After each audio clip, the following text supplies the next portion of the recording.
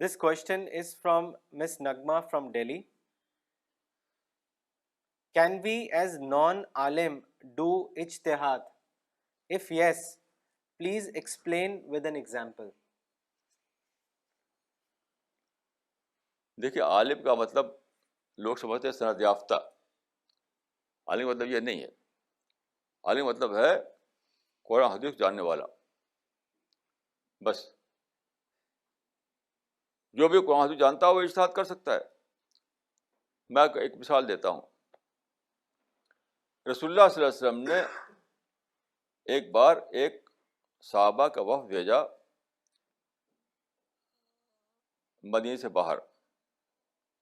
بنو قریظہ ایک تھا ایک بستی تھی یہودی لوگوں کی, وہاں پر بھیجا اور فرمایا کہ ظہر بعد بھیجا, لا یصلین احدکم العصر الا فی بنی قریظہ, کہ تم لوگ عصر کی نماز پہنچنا بنو قریظہ پہنچ کر کے. جب تم بنو قریظہ کی بستی میں پہنچا تب عصر کی نماز پڑھنا. یہ تاکیدی حکم تھا, تاکید. تو یہ لوگ چلے یہاں سے. اب راستے میں جو دیکھا انہوں نے کہ اب سورج ڈوبنے کے قریب ہو رہا ہے, ابھی بستی آئی نہیں. تو وہاں پر ڈفرینس ہو گیا, کیا کیا جائے. تو کچھ لوگوں نے کہا کہ ہم تو اس کو لٹرل طور پر مانیں گے اور جب وہاں پہنچ جائیں گے تبھی پڑھیں گے, چاہے دیر ہو جائے ہوتی رہے. کچھ لوگوں کا نہیں, انہوں نے اجتہاد کیا اور انہوں نے کہا انما ارادہ تعجیل السیر. یہ کہہ کر آپ نے گویا صرف یہ زور دینے کا تھا کہ تیزی سے جاؤ, تیزی سے جاؤ. تعجیل السیر یعنی تیز چل کر جانا, یہ مراد تھی. یہ تھا اجتہاد.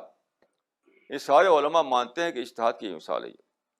اچھا, جن لوگوں نے اجتہاد کیا تھا اس زمانے میں تو قرآن بھی پورا نہیں اترا تھا اور حدیث کی کتابیں موجود نہیں تھی اور فقہ کا تو وجود ہی نہیں تھا کوئی.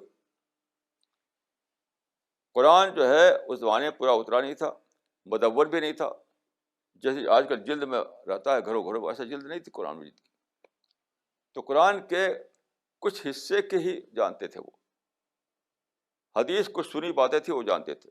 آج کل جو ہے سیاستہ اور بہت ساری کتابیں, وجود ہی نہیں تھا ان کا کوئی, اور فقہ کا کوئی وجود نہیں تھا وہ جو مدرسوں میں پڑھا جاتا ہے. ان سب کو جانے بغیر انہوں نے اجتہاد کیا.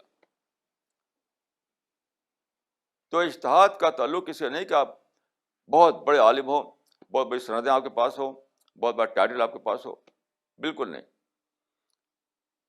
پھر تو بس آپ قرآن حدیث سے بنیادی واقفیت آپ کو ہو اور آپ نیک نیت ہوں, سنسیئر ہوں اور سچ مچ جاننا چاہتے ہوں کہ اسلام کا حکم اس معاملے میں کیا ہے, تو آپ اجتہاد کر سکتے ہیں. اور آپ دوسری بات یہ کہ آپ کو تیار رہنا چاہیے اس بات کے لیے کہ جیسے ہی بتایا جائے آپ کو کہ تمہارا اجتہاد غلط تھا تو فوراً اس کو مان لیجیے. یعنی اگر آپ کو بتایا جائے, کوئی عالم بتائے آپ کو کہ یہ اجتہاد تمہارا غلط تھا تو اس کو مان لیجیے. دوسری بات میں عرض کروں گا کہ بخاری میں ایک روایت ہے کہ اجتہاد کرنے والا اگر صحیح اجتہاد کرتا ہے تو اس کو ڈبل ثواب ملے گا. اگر اجتہاد میں خطا ہو جائے تو ایک ثواب ملے گا. یعنی غلط.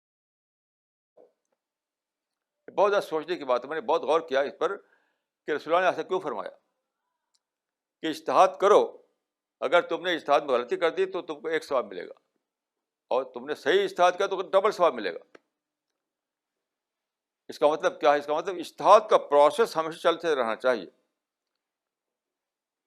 اجتہاد کا پروسیس ہمیشہ چلتے رہنا چاہیے, یہاں تک کہ اگر یہ رسک ہو کہ آپ اجتہاد میں غلطی کریں گے تب بھی اجتہاد کیجیے اور اس پر تیار رہیے کہ جب آپ کو ٹوکا جائے تو فوراً آپ مان لیں, آواز رانگ کہہ سکیں آپ.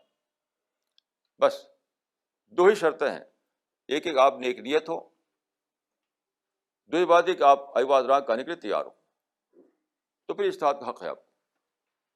کیونکہ اگر اجتہاد روکا جائے گا تو کیا آ جائے گا؟ اسٹیگنیشن آ جائے گا, ذہنی تعطل آ جائے گا, ذہنی ارتقاء رک جائے گا.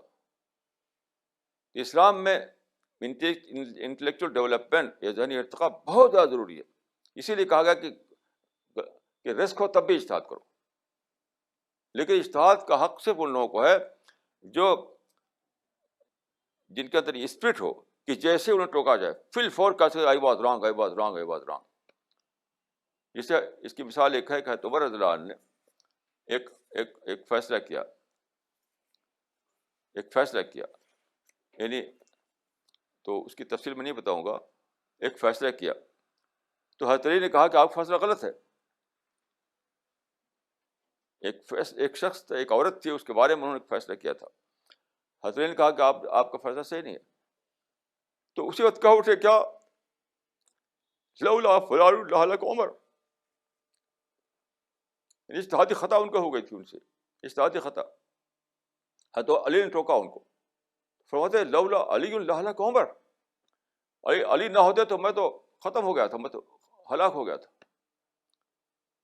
تو میں دو ہی چیز کو شرط مانتا ہوں، تین چیز کو: قرآن حدیث سے ضروری واقفیت، نمبر 2 صحیح نیت ہونا، نمبر 3 اس تیار رہنا اس بات کے لیے جیسے ہی آپ کو بتایا جائے کہ آپ نے غلطی کر دی ہے فوراً کہہ سکیں کہ لولا فلان لہلک عمر، آئی واز رانگ.